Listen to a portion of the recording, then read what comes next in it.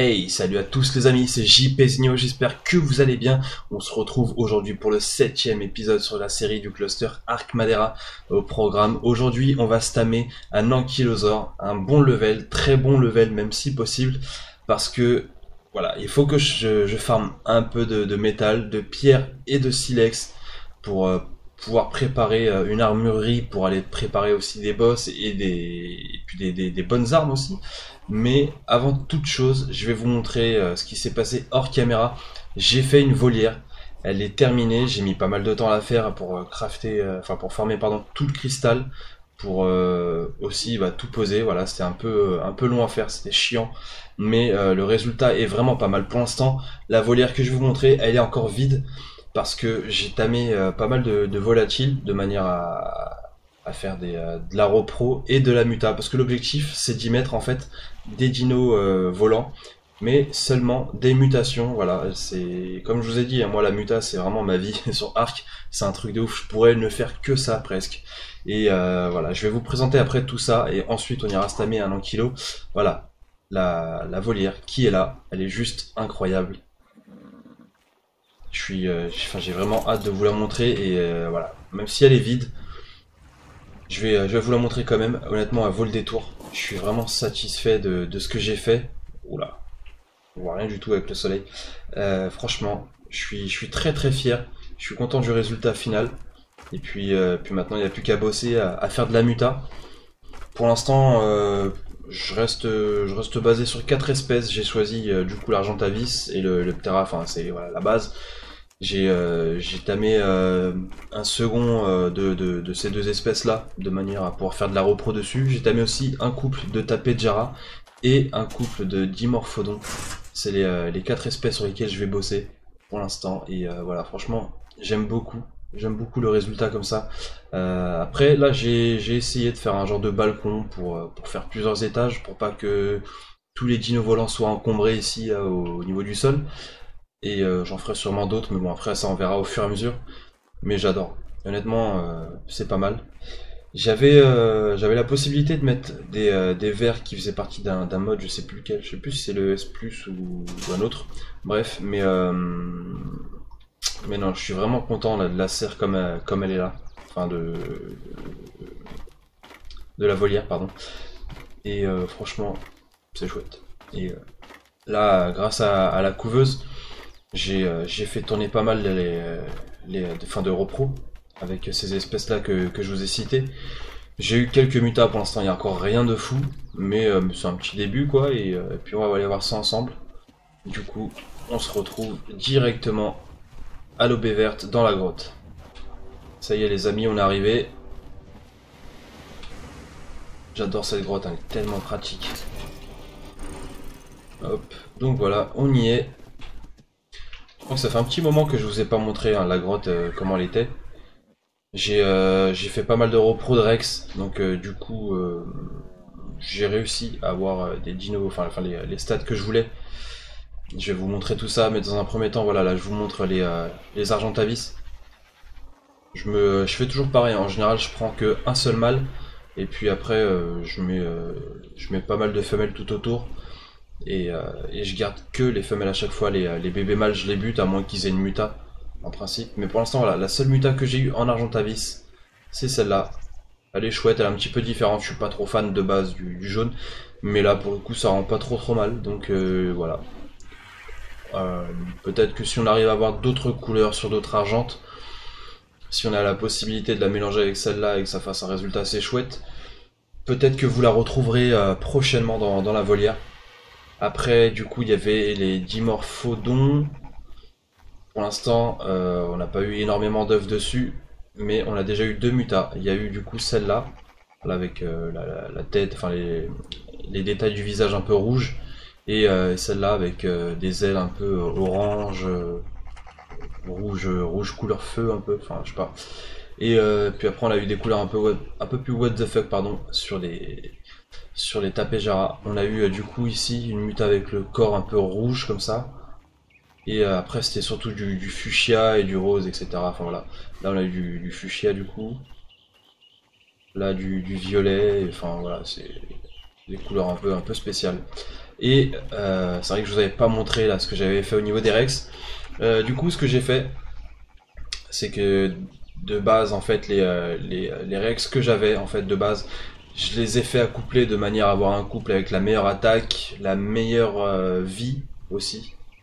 Et de là, en fait, j'ai attendu d'avoir peut-être, je crois que j'avais fait 5 ou 6 femelles pour un mâle, et jusqu'à avoir une mutation dans la vie et une mutation dans l'attaque. Et de là, en fait, après, j'avais fait deux groupes. Ici, à ce niveau-là, j'avais mis les Rex qui avaient de la muta de vie. Et là-bas, là où il y a les argentes, j'avais mis des Rex avec de la muta d'attaque. Et on va regarder ça tout de suite. Voilà. Donc, je sais pas si je vous avais montré au tout début, mais en gros, au niveau de la vie, on a eu quand même pas mal de mutations, c'est-à-dire que de base, en vie, on avait que 75 points. Là, on voit que on est à 83, donc en fait, on a eu 4 niveaux de muta. En fait, 4 fois, on a réussi à trouver de la muta de vie. Donc c'est plutôt pas mal.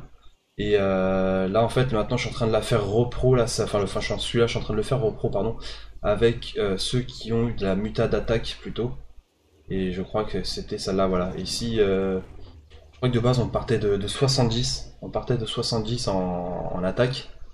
Bon, j'ai l'impression qu'il a envie de faire pipi, celui-là. Donc de 70 en attaque, on s'est retrouvé à 76. Donc c'est pas trop dégueu. Et celui-là du coup c'est l'hybride, c'est vraiment le Rex que je vais sûrement ramener pour les boss.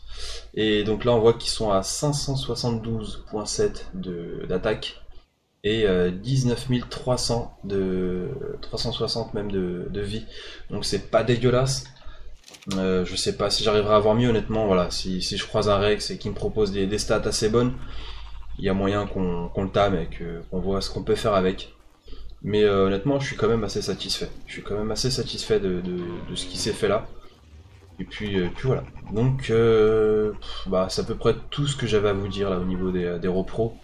Après, pareil, là-bas, il y a ma souche de Raptor que j'avais avant à l'arrière de ma maison. Je sais pas si vous vous souvenez. Et on avait quand même obtenu pas mal de couleurs ici. Je vais peut-être vous montrer un peu la manière avec laquelle je range mes mutas. En gros, je dédie un cryo frigo par espèce. Et là, du coup, c'est pour les Rex. Et en fait, dès que j'ai une mutation sur un dino, euh, je le renomme en fait avec du coup sa muta de couleur. Parce que moi, c'est là, mis à part l'attaque et la vie, après tout le reste, c'est plus les couleurs qui m'intéressent. Donc là, voilà, on voit qu'on a par exemple, mâle corps bleu, du mâle bleu turquoise, mâle crête moutarde, corps pourpre, etc. Enfin voilà, vous avez compris le principe. En gros, voilà, dès que j'ai une muta couleur, je la renomme, enfin je renomme le dino avec la muta qu'il a et si possible la zone. Et en fait après de là, une fois que j'aurai des bonnes stats de ces dinos, j'essaierai de faire de la repro pour que du coup un bon dino et les mutas couleurs que je veux. Et après c'est ces dinos là que vous retrouverez du coup après dans ma maison, par exemple dans les enclos à Raptor, du coup dans la volière aussi. Et c'est comme ça que je vais marcher aussi pour pas mal de trucs. J'ai énormément d'idées, mais voilà, ça se fera par la suite. Peut-être une zone avec des dinos qu'on retrouve plutôt dans des grottes, comme des araignées, etc. Peut-être un biome neige. Enfin voilà, il y aura pas mal d'idées, mais voilà, ça se fera au fur et à mesure. Et j'espère que ça vous plaira. Moi honnêtement, je prends un plaisir énorme à faire tout ça. Et même de prendre mon temps et tout, enfin c'est juste énorme. Donc voilà, j'ai passé déjà pas mal de temps à expliquer un petit peu là, tout ce que je fais au niveau de la repro. Donc maintenant, on va aller chercher un ankilo, un bon ankilo si possible. Ok, donc là on arrive dans la zone qui m'intéresse un peu plus. Donc on va voir. Est-ce qu'on va trouver un bon ankilo? Ce serait bien qu'on y arrive le plus rapidement possible.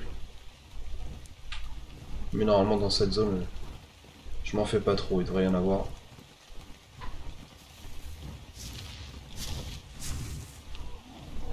Hop.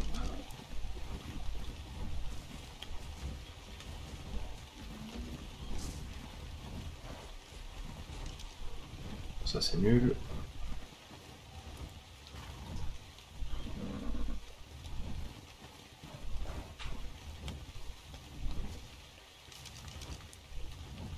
Voilà, là il y a un 260, c'est pas dégueulasse.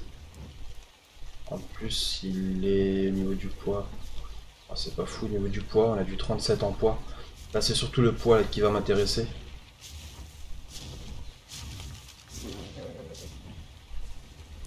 28 de poids, non. Ouais, ouais, on va essayer de trouver au moins un bon petit 40 au moins en poids.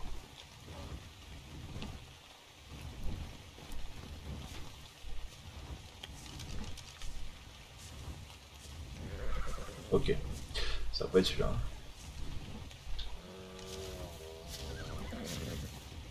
Après, si je vois qu'il n'y a pas mieux, tant pis, on va se résigner à celui-là pour le moment, et puis après, on trouvera peut-être un meilleur, après on verra.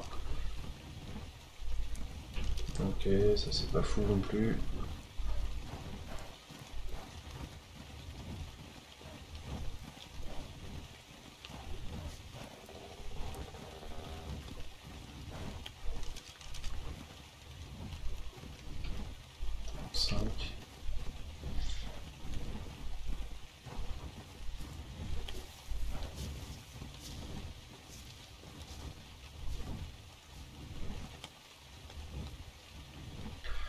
On va aller voir le loot blanc du coup. On aura peut-être un bon chibi et un bon skin aussi. Hop. Alors, qu'est-ce que ça dit? On a du Pumuloscorpius, Phiomia et Castoroid. Bon, il n'y a rien de fou. Ouais, tant pis, c'est pas grave. Hop, là, il y en a un. Ok, super.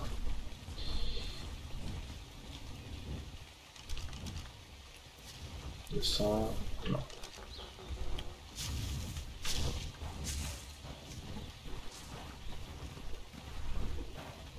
Non, bah, je pense qu'on va aller se résigner sur le 260 là qu'on a vu juste à l'instant.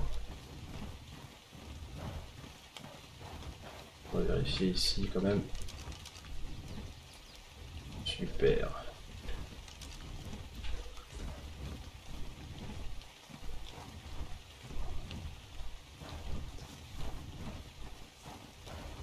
Ah oui, il y en a du tech ici là.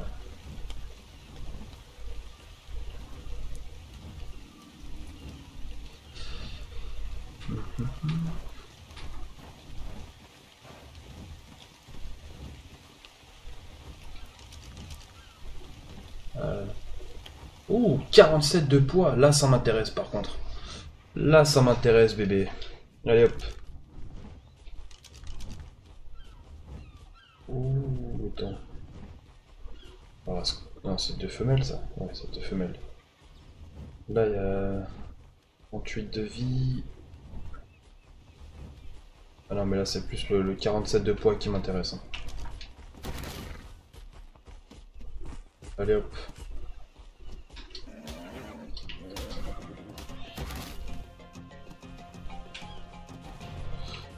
Ouais, c'est assez compliqué avec le Pégase qui est un peu trop rapide.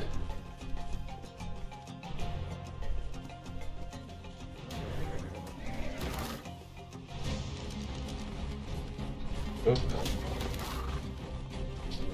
Alors, après, si ça se trouve, on va peut-être tamer les deux. Hein. Hop. Lui, il est couché. Bon, allez, tant qu'à faire. Vu que les deux ils ont des bonnes stats, on fera peut-être un mélange et pour trouver un bon bébé avec ça. Donc du coup, on se retrouve une fois que les deux sont tamés. Hop. Le premier c'est bon du coup, le deuxième il devrait pas tarder à suivre. Allez. 389. Voilà. Par contre, la deuxième du coup, j'ai raté l'apprivoisement. Parce que du coup, je crois que je lui ai mis un coup de patte en trop. Mais bon. Du coup, elle a fini plus basse alors qu'elle avait. Enfin, elle était de 2,80 tandis que l'autre elle était de 2,60. Mais bon, après, c'est pas grave, ça reste des ankylos, c'est pas non plus avec eux que j'irai à la guerre. Mais bon, franchement, ça va, je suis content. C'est de bons levels, j'ai pas eu. à chercher trop longtemps, donc ça va, c'est cool. Du coup, on va se les mettre là tranquillou. On va les mettre là à l'ombre. Elles vont être bien là les deux. Les deux copines. Voilà, c'est parfait. Et donc au niveau des stats, qu'est-ce que ça donne? Alors, du coup, la 372, elle a une bonne vitesse à 68 points. 67 de poids ici, là c'est le top. Donc là, la 58 de vie, c'est là où ça nous intéresse le plus. Et au niveau de l'énergie, là pour le coup, c'est elle. Ok. Mais bon, après, hors caméra, on va essayer de se trouver un mâle plutôt chouette, de manière à se faire un bel ankilo et peut-être aussi avec de la muta. On verra, on leur fera peut-être aussi un enclos, mais voilà. Hop. On va aller dans le château du côté de l'armurerie, ou en tout cas ce que j'essaie de préparer. Je vais essayer de faire un maximum de balles et même de narcotiques aussi. Voilà. On va récupérer ici le charbon qui est déjà prêt. Tac, tac, tac, tac.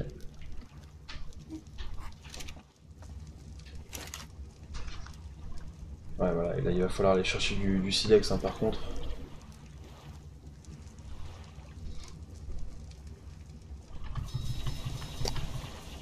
Nickel. Ça va super vite, hein. Franchement c'est le top. Et puis voilà, maintenant il va falloir aussi prendre du métal pour préparer les balles, et puis voilà. On commence à s'équiper petit à petit pour aller préparer des boss, même pour aller chasser des dinos peut-être un peu plus imposants, et peut-être pourquoi pas le giga prochainement.